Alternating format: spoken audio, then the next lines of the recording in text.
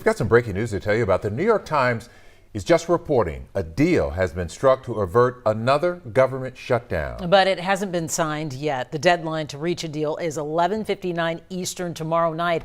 While we all remember the chaos caused air travel during the last shutdown, experts say this time around may be different. Yeah, Trayson Bragg live at Hobby Airport to explain why that could be. Trayson?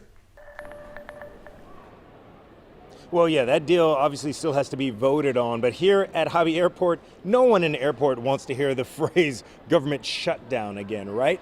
But the expert I spoke to today, the political expert, says if we are to enter another government shutdown in the coming days, it will most likely end before it affects any of us average Americans. Do you remember, obviously in the fall when we had the last government shutdown? Sure as do.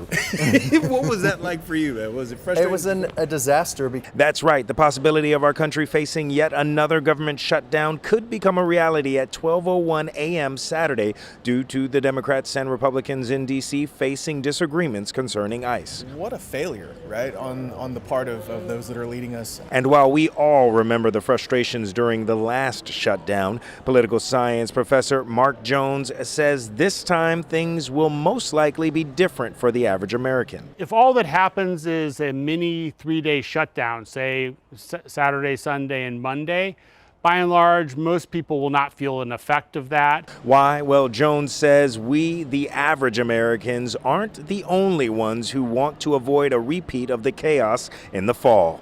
Right now, there's a real strong effort both by President Trump as well as Senate Democrats to try to come to some type of compromise and avoid a long shutdown. So we may have a technical shutdown just because of logistical reasons. Once the Senate changes the bill that passes out of the House, the only way it can become law is to be approved again by the House with the modifications, and that most likely can't occur until Monday.